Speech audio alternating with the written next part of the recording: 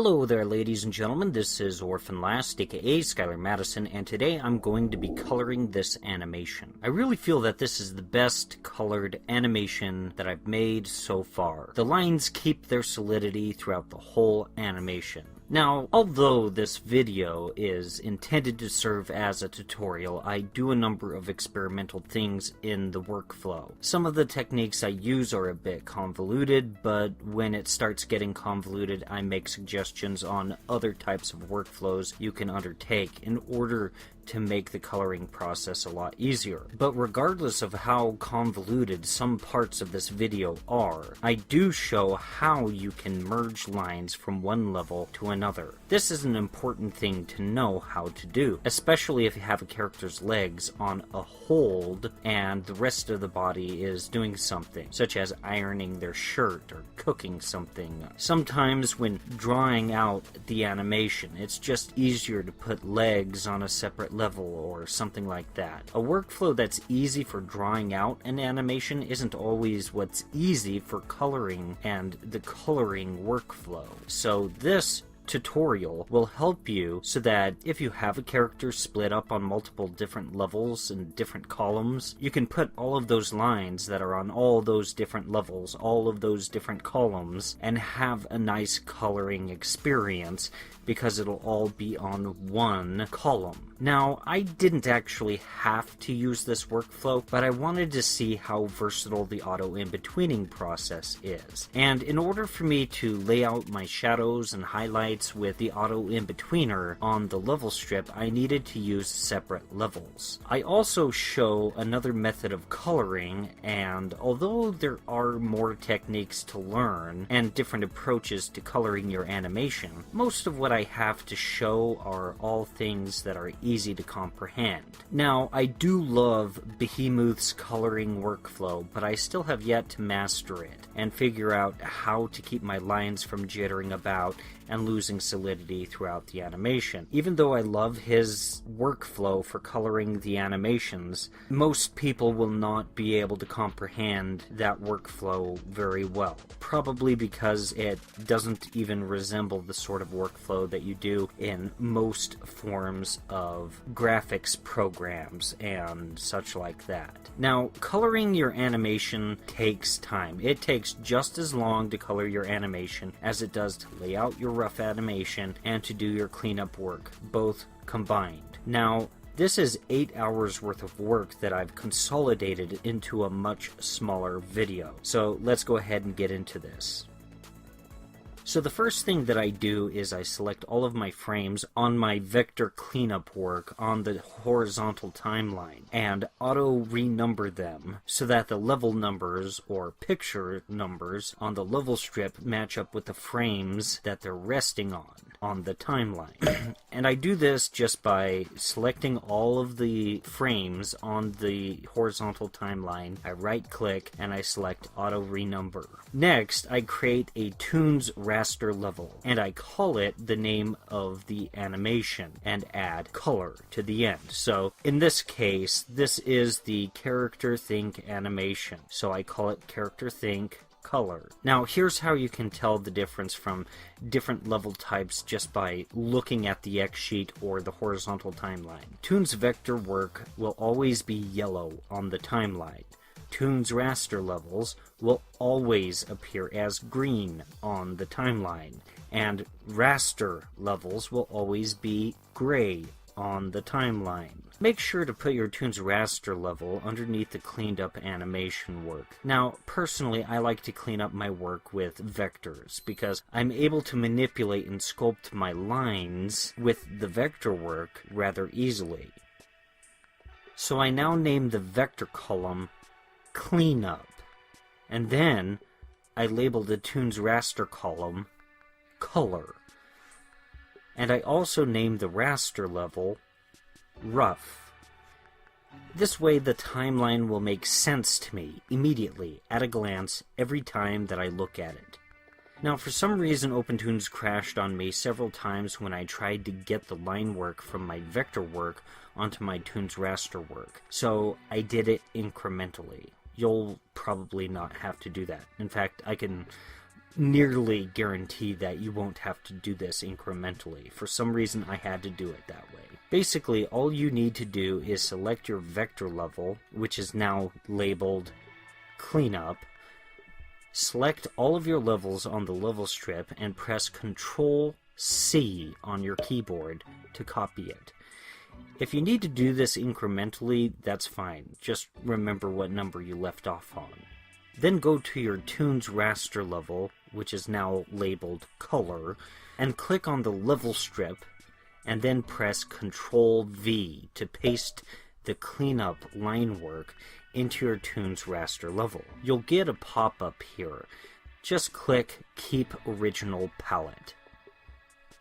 If you don't understand what I just did, I'll just go ahead and explain it. I have my vector work, which is all of my cleaned up lines and everything, the cleaned up animation. With this process, I made a Toonz raster duplicate of all of my cleaned up line work.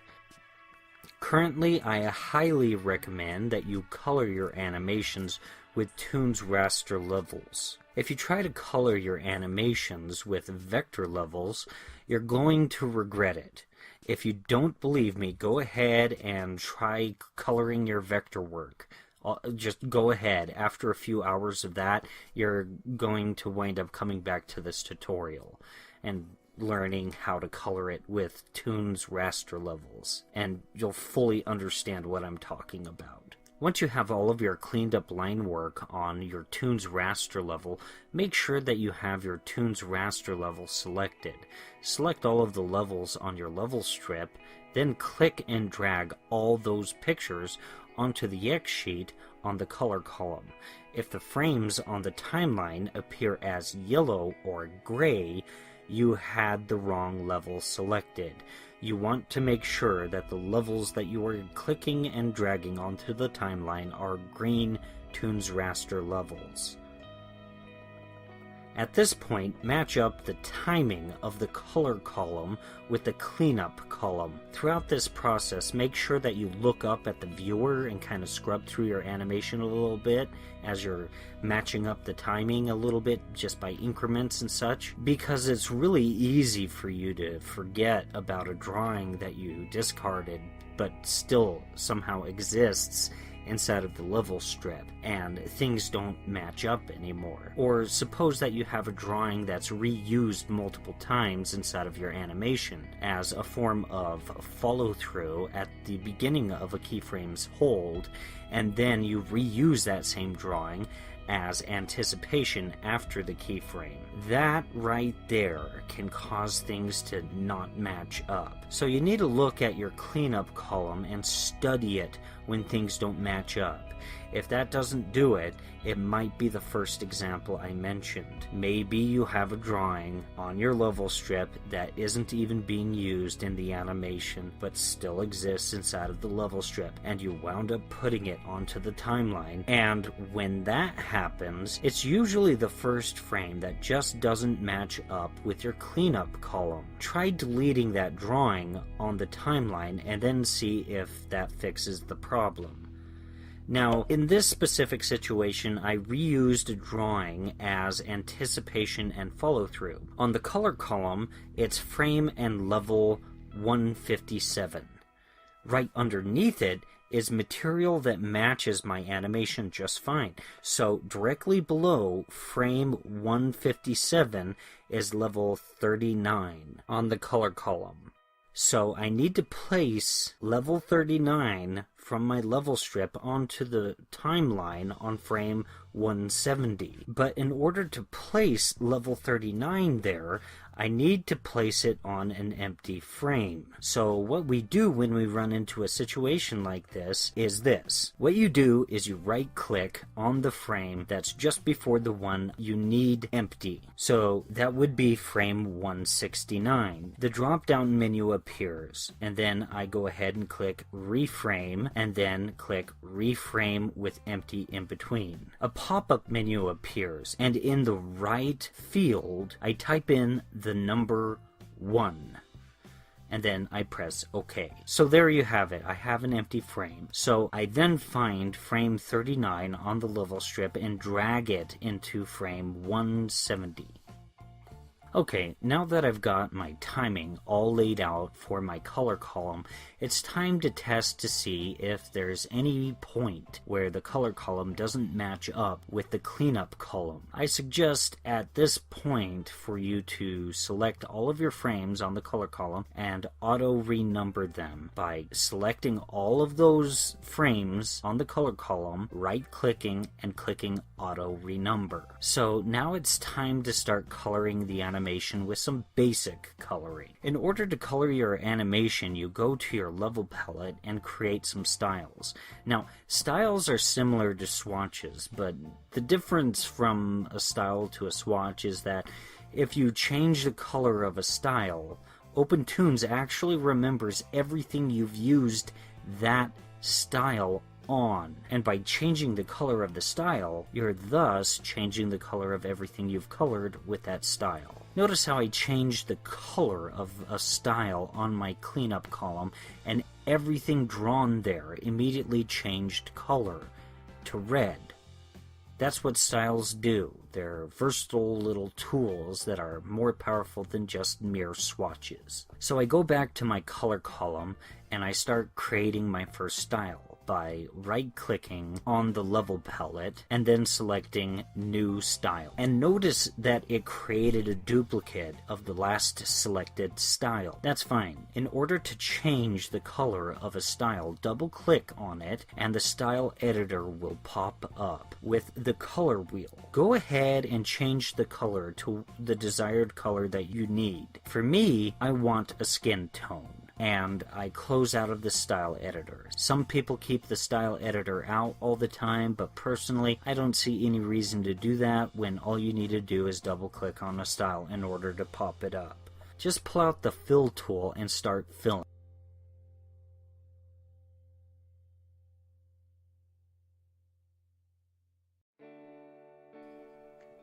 Once you finish with a color for the full duration of the animation, you'll want to slowly look through the entire animation to make sure that every frame has the color applied to it.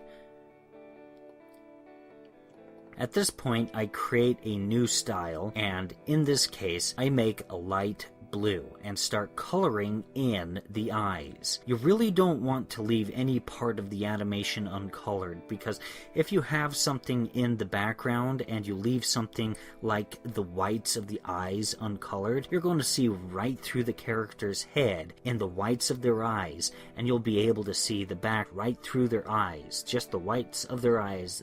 There's the background. So make sure that you color everything. One thing that I did once I started coloring the eyes is I decided to work with an obnoxious blue color so that it's easier to see than just a really off-white color. This makes it easy to see what I have and haven't colored, because at any point in time I can change the color of the style and thus change the color of the eyes immediately when changing the color of the style. From time to time, you'll see a few pixels here and there that just didn't seem to get filled in with the fill tool.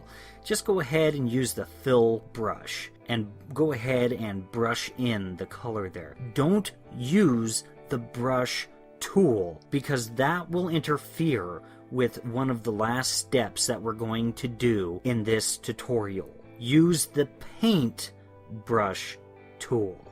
Not the brush tool, the paint brush tool. It's the brush with the icon that looks like a wide bristled brush on the tools panel. So I keep repeating this process with every part of the character for the basic coloring.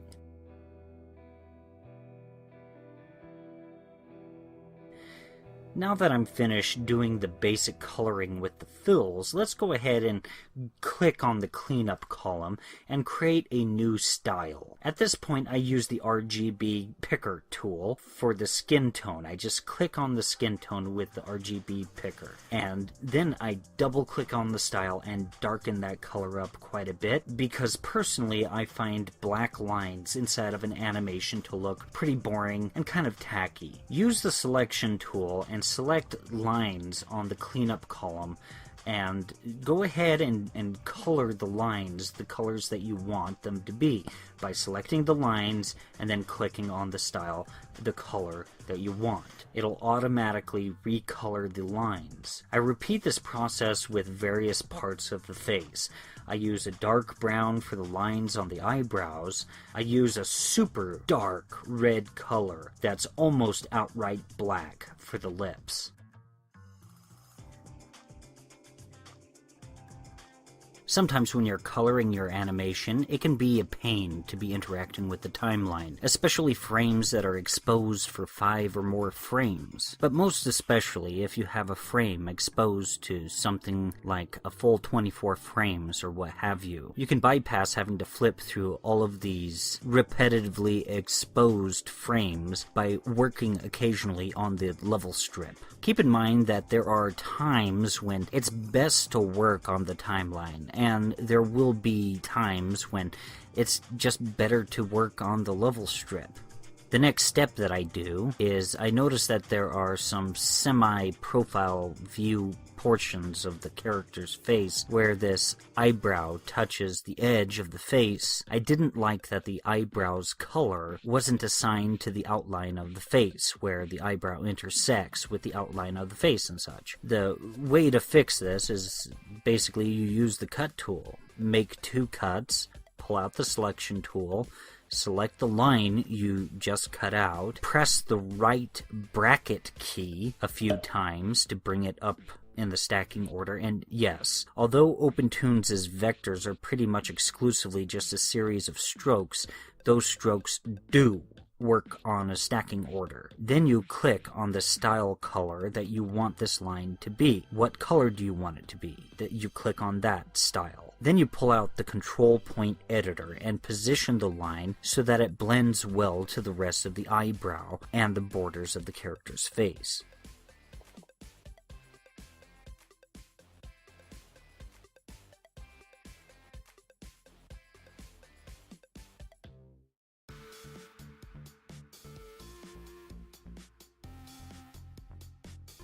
I also colored the vector lines to the teeth and the tongue. I then decided to go back to my Toonz raster color column and decided to color the teeth, the tongue, and all the things relating to the mouth with basic coloring. By this point, you should be fairly aware of what sort of workflow that I'm using, because I've already described the workflow and kind of shown you guys some visuals as to how I go about doing it. I oftentimes create a new style and use the RGB picker on something like, say, the lips, and then lighten the color for the color of the mouth. And so at that point I have a color assigned for the mouth as a style color. I use the RGB picker again for another style on the teeth and lighten the color for the color of the teeth. I then use the fill tool and the paintbrush tool to fill in anything that the fill tool missed. In my previous video in the Character Think animation series, I said that I needed to adjust the timing a little bit with the moment of surprise. It's only at this point, for some reason, that it truly occurred to me that that's something that I should have probably done, so I started doing it at that very moment. I experimented with several versions until I settled with one that I was happy with. I ultimately removed about 3 of my drawings and mostly kept all of the other frames in that moment of surprise the same. Now, typically, you should already have all of these sorts of things worked out, the timing and such. I'd offer an excuse, but I don't have any good ones. Ultimately, if you make these sorts of decisions this late in the game, you want to make sure that you make these changes not just to one level column. You need to make sure that you make these changes to all of the level columns, such as the vector color and rough animation level columns. Now at this point I started to work on the shadows and highlights. I started with the shadows. Now the workflow that I chose for this video is optional. The workflow that I normally do is I go to my vector level column, the cleanup work that I did, and I normally just draw out the shadows and highlights manually, frame by frame. And ultimately I find that to be the easiest and best way to go about it. There's a lot less incremental little processes. As long as you're working carefully, you can make it so that your lines don't jitter about, and you're able to keep solidity pretty well with that workflow. And that's actually the workflow that I recommend people to use. It's a workflow that most people would be familiar with if they're using something like Photoshop, Illustrator, Krita, or any animation program as well. The workflow that I do in this video is somewhat similar, but it's also convoluted. But I decided to make a new vector level and experiment with the auto in-betweening tools in Opentoonz. I had some really good results with this, but it's definitely not a shortcut, and it does get convoluted. The reason why I did my shadows and highlights as a new vector level is because of what's called vector guided drawing. The only way to get the auto in-betweener to understand the lines that I wanted in between is by doing the shadows and highlights on their own dedicated level. Do I recommend people to use the auto in-betweener in order to do your shadows and highlights? Well, no, not really. I'm experimenting with workflows, but since I did do it this way, it gives me a great opportunity to teach you guys how to merge lines from one level column to another level column. Now, as I said earlier, I love Behemoth's coloring technique with the shadows and highlights, and I've sort of kind of touched on it, probably not correctly, in a previous video. But if you do it with his technique, you'll wind up with 100% raster coloring. So this means that if you do all of your cleanup with vectors, which is the most versatile because you're able to zoom the camera in on your animation really close to the subject. If you do that with Behemoth's technique, since his shadows and highlights are all 100% Toonz raster, eventually the shadows and highlights are going to lose resolution and they get pixelated. And although I do get rid of all of my vector lines with my shadows and highlights in this video, it's probably best that you don't get rid of the vector line work for your shadows and highlights. This way, you get a Toonz raster fill with a vector stroke. As long as the vector stroke is preserved, no one will ever know that the fill is a type of raster. Now, if you decide to do your shadows and highlights the way that I do it in this video, which, again, I don't necessarily recommend that you do it the way that I did it. You'll want to go make a new vector level and call it shadows, and do your shadows first. And then you'll want to go to this new vector level strip and press insert on the keyboard a bunch of times in order to add a bunch of new empty levels or digital pieces of paper. Then you'll want to click and drag them onto the timeline, and then you'll want to match them all up with the timing of your other level columns and get rid of the excess frames by selecting them on the timeline and deleting them. Then you'll want to go onto the level strip, selecting the excess digital pieces of paper and pressing Ctrl X to get rid of those. I use the geometry tool's polyline in order to draw out the lines that would represent the shadows. I think that I don't understand the movement of shadows and highlights, especially when it's in relation to the correlation of a character's movement. So I need to study a reference next time that I do this. But like I said in a previous video, the neck winds up being the best part of this animation. Ultimately, I had the shadow moving with the character's movement, as if his face was multicolored. That's what it wound up looking like. The shadows wouldn't be moving with the character, they'd just be conforming to the shape of the character's contours. And that's it. Now, there is an exception to what I just said there. For example, if the character were to be walking or inside of a car or something along those lines, the shadows would be moving and not just conforming to the character's face and the character's positioning. towards those shadows with his movement as well. Eventually, I'll be coming back to this animation, actually a lot of my animations, and refine them a bit more, especially when Opentoonz gets the control point motion in-betweening feature that Agni is financially orchestrating. I assigned my shadow lines as being a blue color.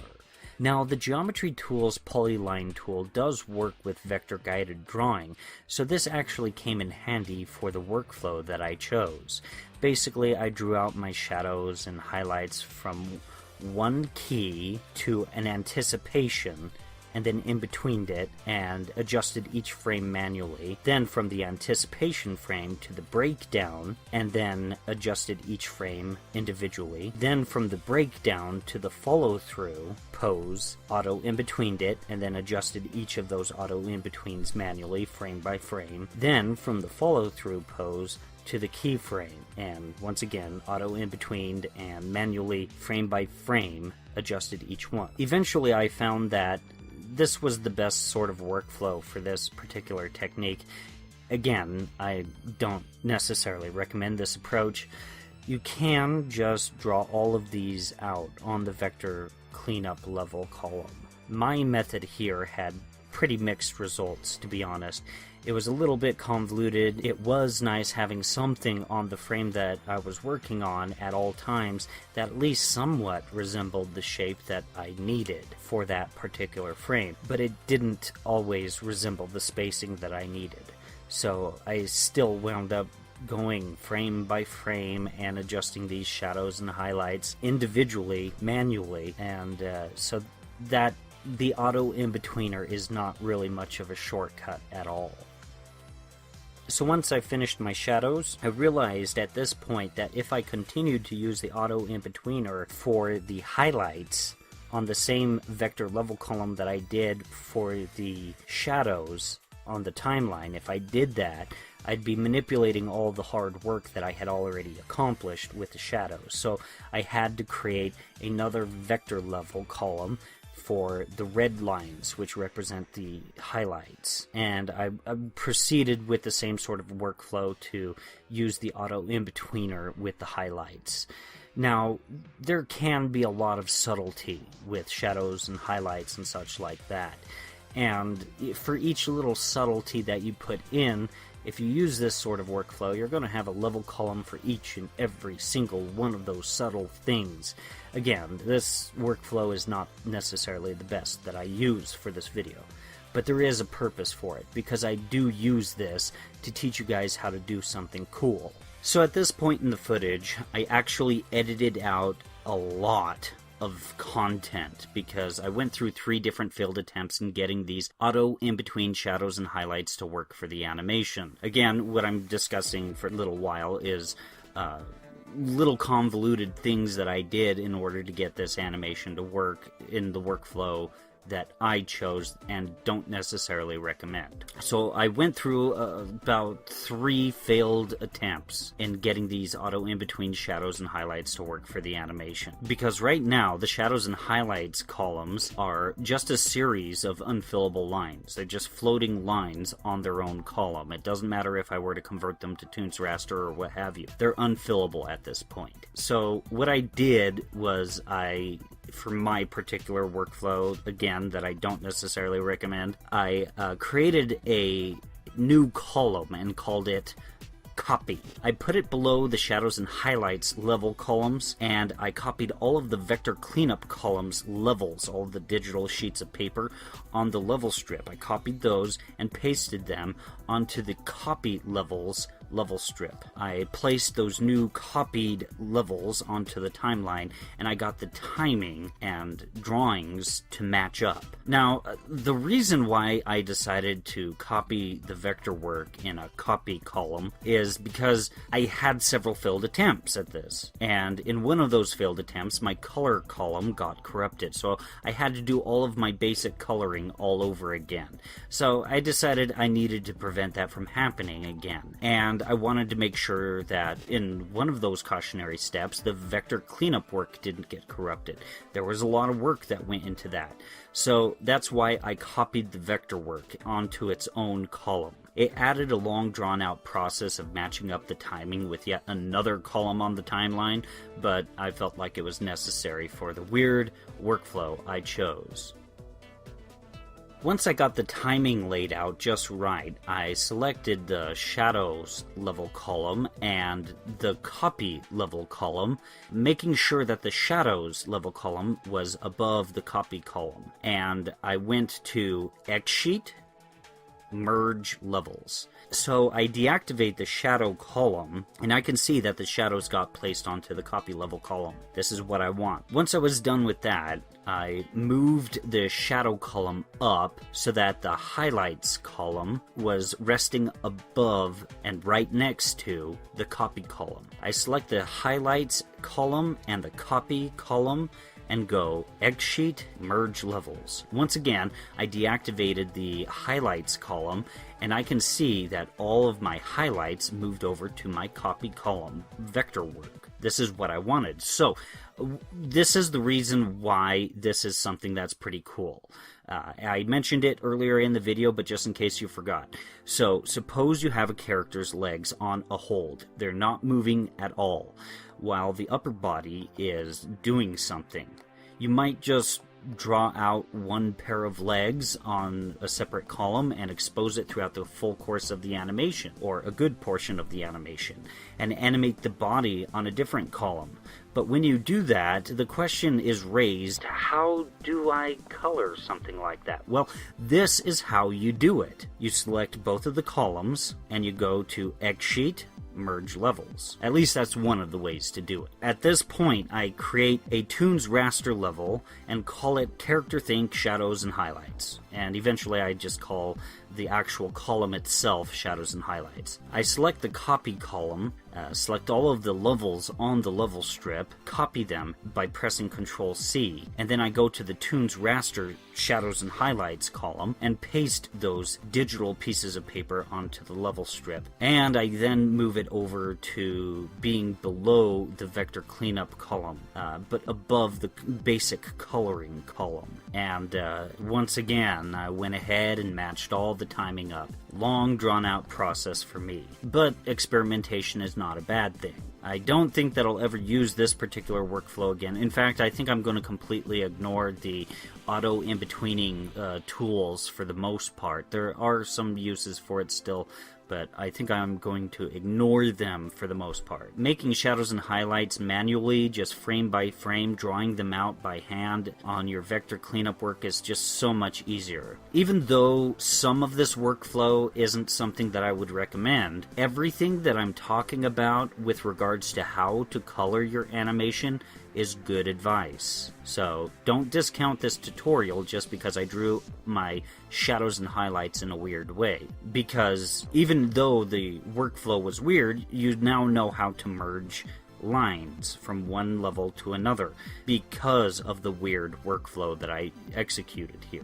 Now that I'm done with matching up my timing with this new shadows and highlights column, I noticed that the workflow that I used made a crap load of unnecessary styles. Just tons of styles, just... ugh. But that's not too big of a deal. I just left those alone. I create a style color for the shadows and begin coloring the shadows for the shadows and highlights column. Sometimes you'll encounter a gap and it'll fill areas that you don't want to have filled. If this happens, just pull out your paintbrush tool and fill in that little gap. Personally, I don't think that you'll want to use the brush tool. You'll want to use the paintbrush tool. I set the eraser sometimes to erase nothing but fills or areas so that I can interact with the gaps and fix minor issues. Keep in mind that the eraser can erase strokes or lines, fills or areas, as Opentoonz puts it, or all of the above all at once. Once I finish with the shadows, I create a new style based off of the shadow color, and I lighten the color up quite a bit. And this is for my highlights, and proceed with coloring the highlights with the fill tool.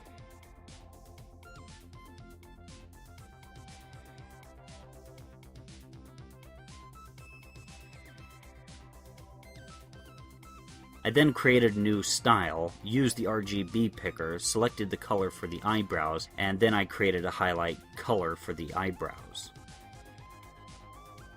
I then create a style for the highlight of the eyes. It's not often that I had the highlight overlap over the eye, but it does happen, and it's a subtle thing that I did there, and I think that it made a difference. I then set the eraser tool to being a rectangle and set it to erase nothing but lines. I also set it to frame range. I selected everything with the rectangle on the first frame and then selected everything on the last frame, and it got rid of all of the Toonz raster lines. All that remains is the actual shadows and highlights without any lines. It's all just areas or fills. Now, I only did this because of my bizarre workflow that I did. I don't recommend that you do that necessarily with your shadows and highlights column or your vector cleanup column especially. Just whatever.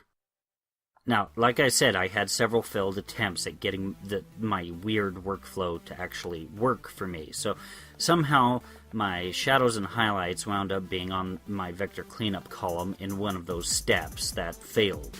Don't ask me how. I thought it completely failed. Ultimately, to get rid of vector lines, if you ever need to get rid of a bunch of vector lines in the course of an animation, and you need to do it quick, or you want to do it really quick, you can select the styles for those lines and press delete. You'll get a little pop-up that shows up on the screen, and it'll ask you if you want to get rid of the style, lines, and areas colored with that style. If you want all three of those things to be affected, then feel free to click on that button.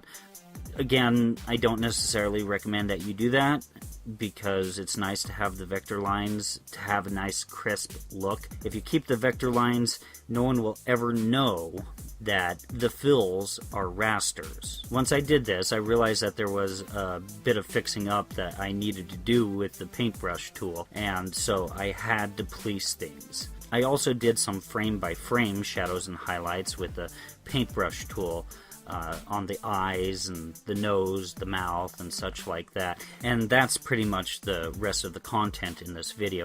Now, like I said, normally when I animate the movement of the shadows and highlights, I do it with the vector cleanup column. But I was doing a lot of experimentation with this video, and as a result, I used nothing but the paintbrush tool, which only draws out fills. I don't really recommend doing it this way either. I think that my initial workflow for how to color your animation was spot on, and it really doesn't need to change or get too much experimentation until Agni's control point based editing feature gets implemented into Opentoonz. I'm really looking forward to that and getting added into Opentoonz.